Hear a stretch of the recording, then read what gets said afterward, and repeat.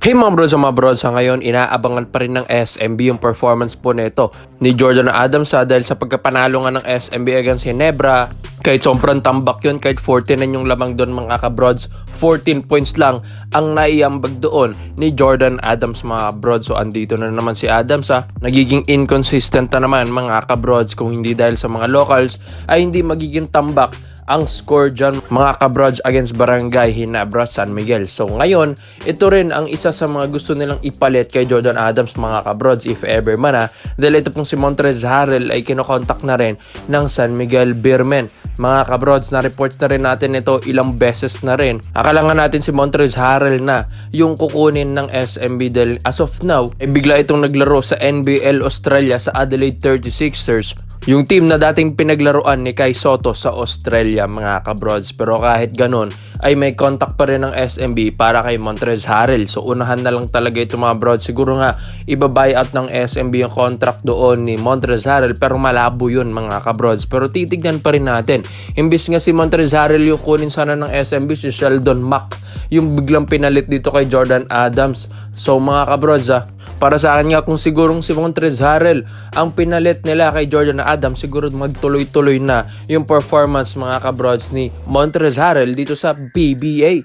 Dahil malakas-lakas naman at NBA legit player ito mga kabrods. Ito pong si Montrezl Harrell, hindi ito basta-basta. Dahil 9 years din itong nagserbisyo sa NBA, matagal-tagal yan mga kabrods at nakilala siya dun sa Clippers and LA Lakers mga kabrods. Tong 2017 to 2021 dyan yung nag-peak yung career neto po ni Montrezl Harrell. Pero pagdating na ng Washington Wizards to Charlotte Hornets, tapos naging Philadelphia 76ers na siya, puro trade na nangyari sa kanya, tapos mga bad issue sa mga bad attitude neto mga kabrods. Yun na yung last niya, season 2022 to season 2023 sa Philadelphia 76ers mga kabrods. Buti nga bigla siyang kinuha ng NBL Australia ng Adelaide 36ers mga kabrods.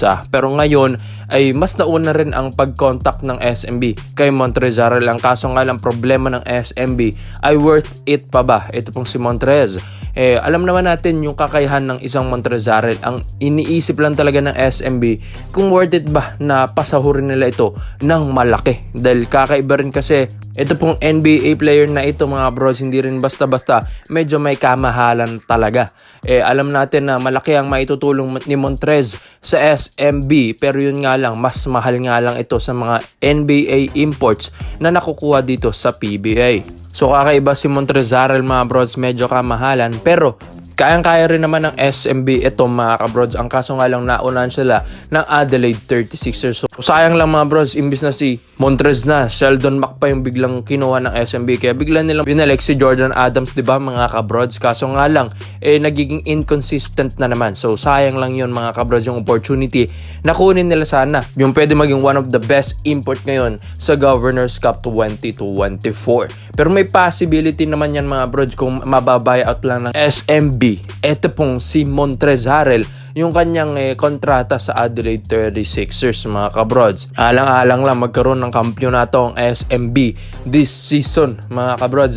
Pero abangan pa natin ito kung talagang pupush through nila. Ito pong si Montrezl Harrell dahil bali-balita nga mga kabrods na marami tayong mga listahang NBA imports na gusto nilang ipalit kay Jordan Adams if ever man na si Adams na naman ay maging inconsistent sa kanyang mga laro. Kaya mga bros, sayang ba at dapat bang si Montrezl Harrell na lang ang maging steady import ng SMB? Kaya komento mo lang po yung dyan mga bros at isa natin yan.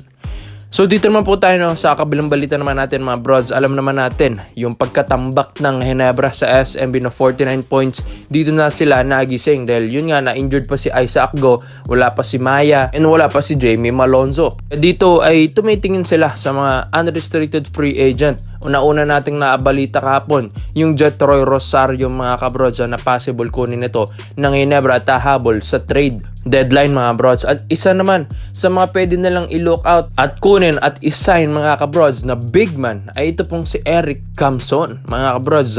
Dati itong Terra Firma J ngayong taon lang din bago mag-start ng Governors Cup 2024 hindi niya ni-renew ng Terra Firma. ito pong si Eric Camson at Jello Alolino sa kanilang roster mga kabrod. So sayang lang. Dahil ito pong si Eric Camson, matigas-tigas ito. Kahit height niya 6'4 mga brods, tapos ang kanyang posisyon ay big man, ay alam niyo rin naman kung paano maglaro ang isang Eric Camson sa ilalim. Halos lahat nga rin ng mga big man na nakakatapat neto kahit mas malaki sa kanya ay sumasakit yung pangangatawan. Dahil malapad ang isang Camson. Di lang basta-basta malapad, matigas pa mga brods. Tapos tignan nyo rin naman yung kanyang pangangatawan. Talagang mga brods, bangga. Kung banggaan yan, palitan ng muka. Kung kailangan kay Eric Camson mga kabrods. Yan ang nagugustuhan talaga ng Terra Firma Jeep dati sa kanya. Kaso nga lang, bakit biglang binitawan ng Terra Firma? Dahil ang dami ng adjustment sa kanilang lineup at mas gusto nila yung mga batang players na rookie na big man sa kanila. Kaya ito ngayon mga brods, pinag-iisipan nito ng Hinebra. Parang magiging emergency big man nila itong si Eric Camson. Dahil ito pong si Isaac Go ay nagkaroon ng ini-injury against rain or shine kamakailan lang, kaya hindi pa natin alam kung makakabalik agad ito pong si Isaac Go. Tapos yung sinasabing Jeremiah Gray na babalik na this season ay ang tagal rin mga kabrods. Yan daming fans na nakaabang kay Maya ngayon. Kaya ito pong si Eric Camson as of now ay pwede nila itong maging alternate big man muna kahit papano ni Isaac Go mga kabrods, dahil mahihirapan sila kapag walang lehitimong big man ang Hinebra. Napansin na nila yan nung tinambakan sila ng SMB kamakailan lang ng 49 mga kabrods. Napakalaki nun, napaka-blowout game nun, kaya nakakaya sa mga fans na dumalo sa Smart Araneta Coliseum nun that time mga kabrods. Kaya ito pong Hinebra nagigising na, kaya ito na gusto nilang galawin. Ito pong si Eric Camson from the unrestricted free agent list ngayon season mga kabrods, kaysa naman ay mahihirapan sila makausad sa next round mga kabrods. Dahil sa Group B, bumaba sa pangatlong standing ito pong Barangay Hinebra San Miguel. Alam naman natin na pwede at possible naman talaga at may tsansa na makausad sila sa next round. Ang tanong, anong mangyayari sa kanila sa quarterfinals or semifinals mga kabrods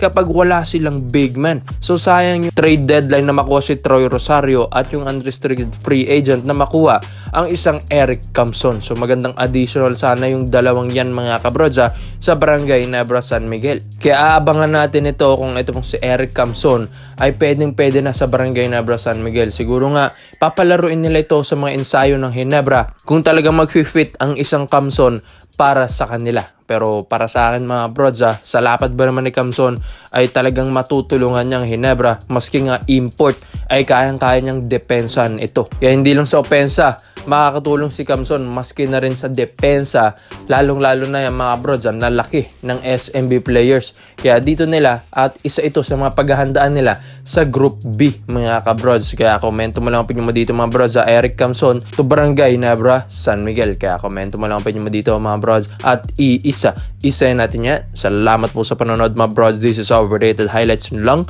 I'm out.